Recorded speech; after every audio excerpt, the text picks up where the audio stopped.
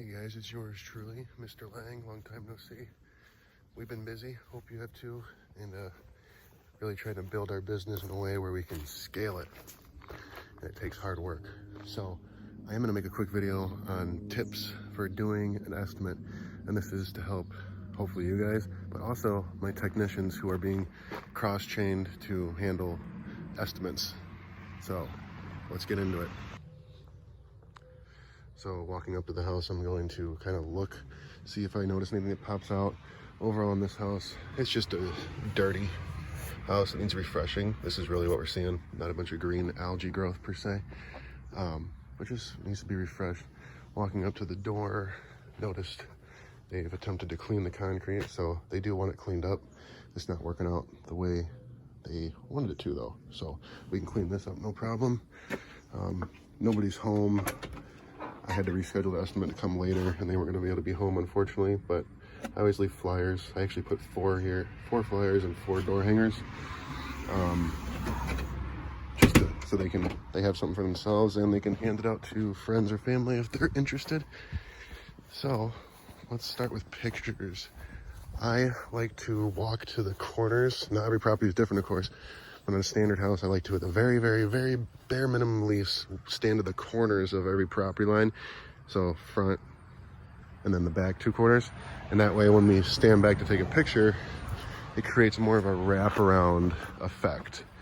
You know what I mean? So we're gonna get, I mean, this property is hard to, this property is a little more unique, but like cookie cutter neighborhoods, you can typically stand on the corner of their lot and get front and side, and then when you take the back one, you get the back and same side. You know what I mean? So you get kind of a whole round circle from every angle pictures. That works. That works well just to have something documented at the very minimum.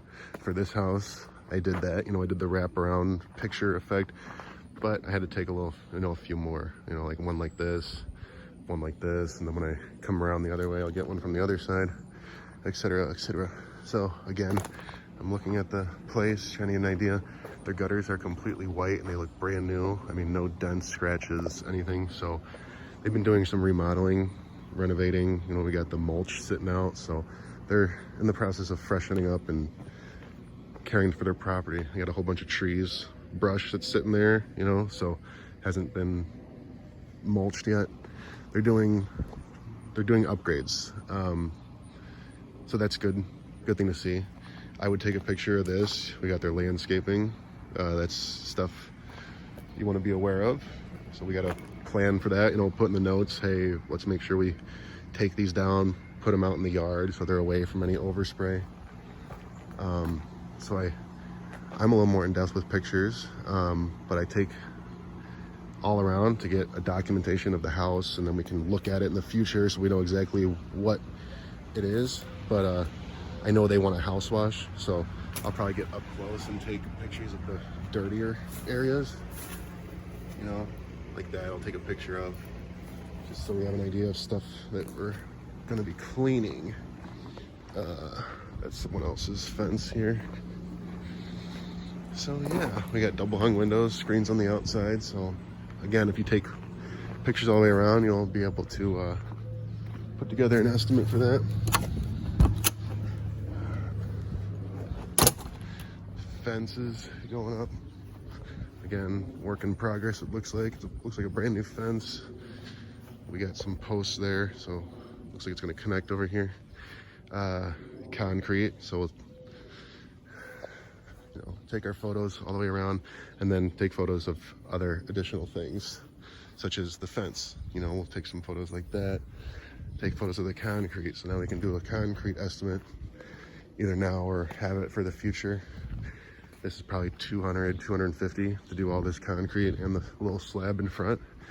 I'm thinking probably $300 just to freshen up the house. I'll probably put together a package, $500. Let's freshen up your house and take care of all the concrete.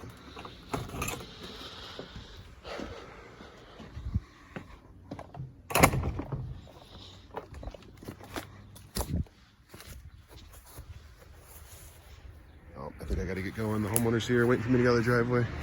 Again, last side, I'll get a picture up close of the dirtiness. Oh, he drove off. I don't know what that was about. Okay, we're good. But yeah, I take pictures and then like I get up close and take a picture of the actual growth or problem areas that they obviously are wanting clean. That's most likely the reason they called, is the close-ups. Gutters, yeah, it looks like a brand new roof and gutters. I'm guessing we had a big hailstorm come through here and everybody's getting new roofs and gutters. So I guarantee they were part of that. Actually, I'm almost positive they are, because now that I'm talking, I think I'm revisiting this client because they wanted to hold off because they were getting a new roof and gutters and they want to do the house wash after that was there.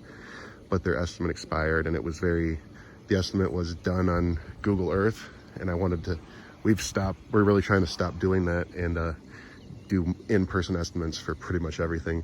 It's a much higher close rate and it's a higher service. You can be way more in-depth, way more professional.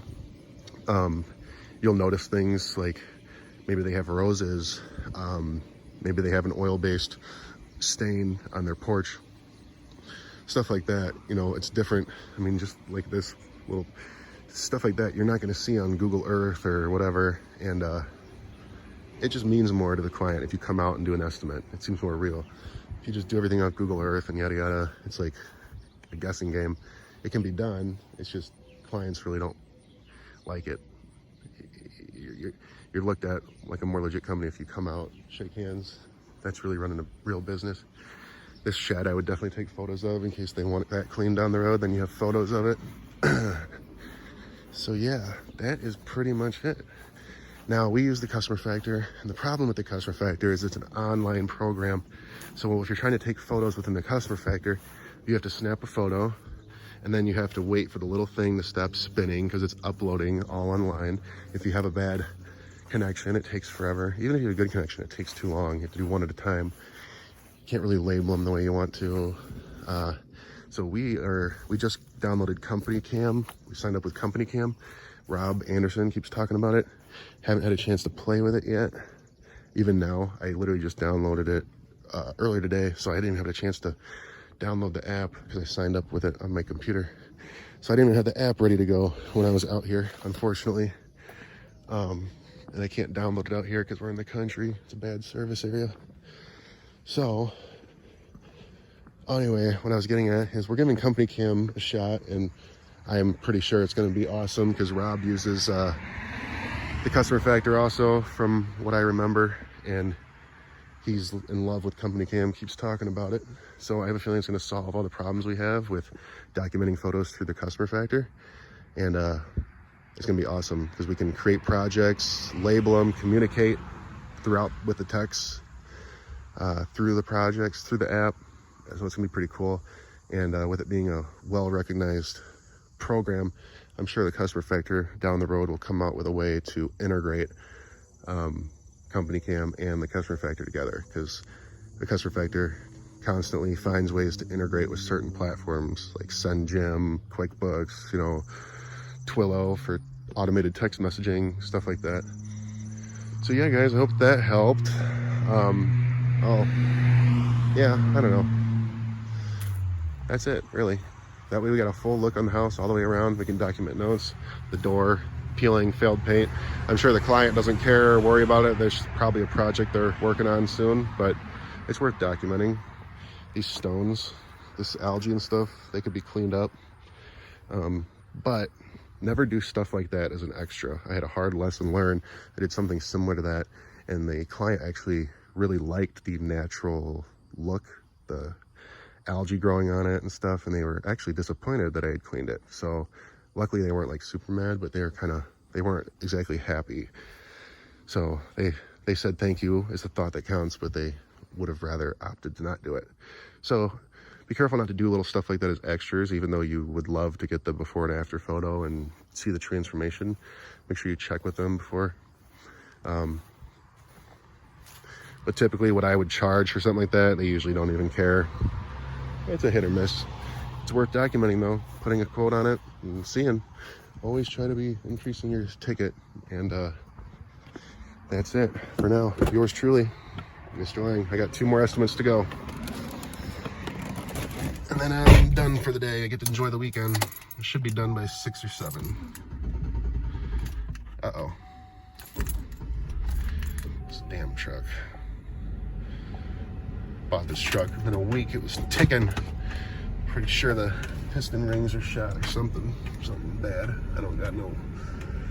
I have really low pressure in the engine. Actually, check this out. I'm damn near out of gas too.